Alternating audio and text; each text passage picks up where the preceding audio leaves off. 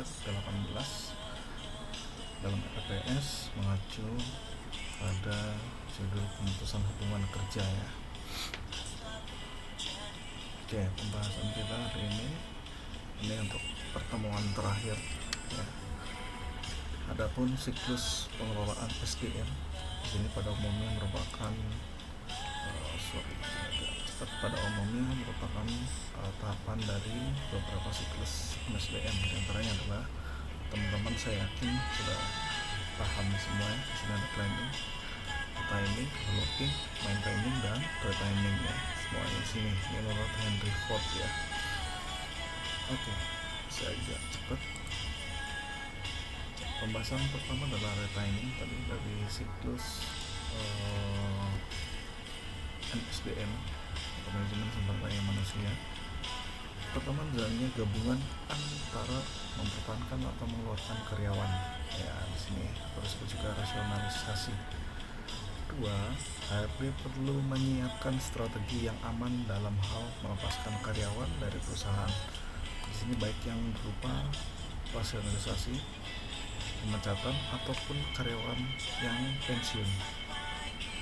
Poin tiganya adalah persiapan program seperti pre-passion program serta talent management. Dan terakhir dalam retaining adalah dengan memahami siklus manajemen sumber daya manusia, setidaknya perusahaan mengetahui mata rantai proses atau value chain yang berpengaruh ke dalam menentukan kualitas kinerja perusahaan yang ditopang oleh kualitas sumber daya manusia, serta memetakan di mata rantai yang manakah perusahaan perlu melakukan revitalisasi ya, ada perubahan, penambahan ataupun pengurangan pegawainya. Selanjutnya produk hukum ketenagakerjaan masa Orde Reformasi. Ya, di sini ada perkembangan hukum perburuan ditandai oleh lahirnya 4 undang-undang. Undang-Undang Nomor 21 Tahun 2000, Serikat Pekerja, Serikat Buruh. Undang-Undang Nomor 13 Tahun 2003 tentang ketenagakerjaan. Undang-Undang Nomor 2 Tahun 2004 tentang penyelesaian perselisihan hubungan industrial. Dan terakhir keempatnya adalah Undang-Undang Nomor 39 Tahun 2004 tentang perlindungan dan pembinaan tenaga kerja Indonesia di luar negeri. Ini adalah produk hukum ya, dari masa Orde Reformasi. Selanjutnya adalah pemberhentian karyawan atau pemutusan hubungan kerja PHK. Ini mengacu pada Undang-Undang Nomor 13 Tahun 2003 ya. Jenis PHK atau pemutusan hubungan kerja. Pemutusan hubungan kerja sementara tidak bekerja pada karyawan meninggalkan pekerjaan sementara namun masih memiliki ikatan dengan perusahaan dan memiliki aturan masing-masing atau cuti. Keduanya adalah pemberhentian sementara, karyawan tidak bekerja karena alasan internal perusahaan. Contoh seperti kemarin ya, kasus COVID-19. Banyak mungkin dari perusahaan-perusahaan, pabrik-pabrik, dan kalau saya perhatikan karena saya beberapa ke mall di Sudirman di Pejaten ya, kemudian di ISD Tangerang dan Sumarekon, dan yang terakhir mungkin kemarin saya kunjungan ke Senayan City. Beberapa di sana adanya karyawan kafe atau restoran itu banyak yang dirumahkan ya. Ini adalah masuk dalam pemutusan hubungan kerja sementara. Dua, ada pemutusan hubungan kerja permanen. Pertama adalah atrisi, dan duanya adalah terminasi, dan terakhir adalah kematian atau meninggal ya. Atrisi ini pemberhentian tetap seseorang dari perusahaan karena alasan pengunduran diri ya, pensiun ataupun meninggal. Dan keduanya terminasi adalah perpisahan permanen karyawan karena alasan tertentu.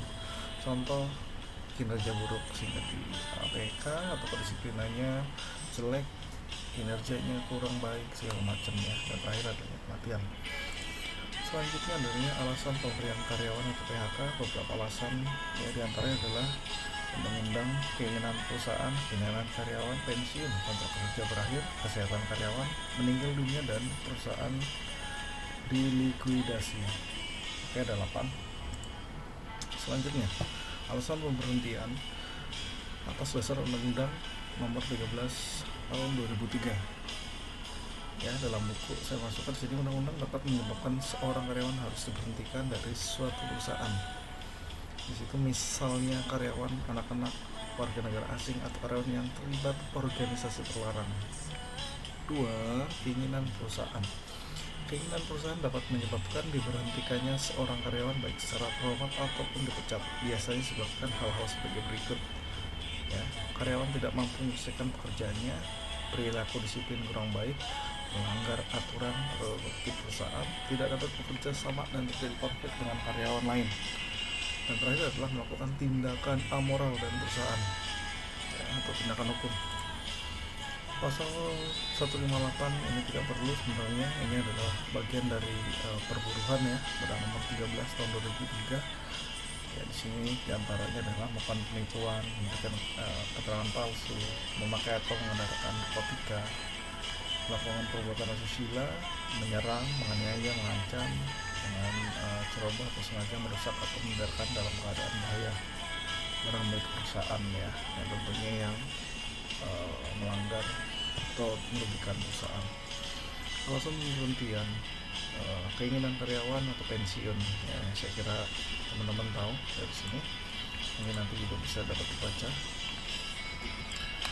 Kontrak kerja berakhir, kesehatan karyawan, kemudian meninggal dunia, ini adalah lanjutan dari alasan pemberhentian, ya.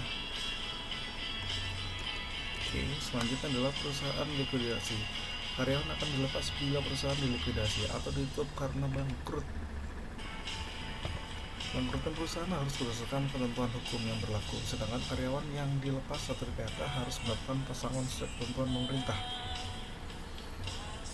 Pertanyaan saya di sini untuk teman-teman, nanti bisa dijawab kalau teman-teman benar-benar mengikuti jalannya materi video ini.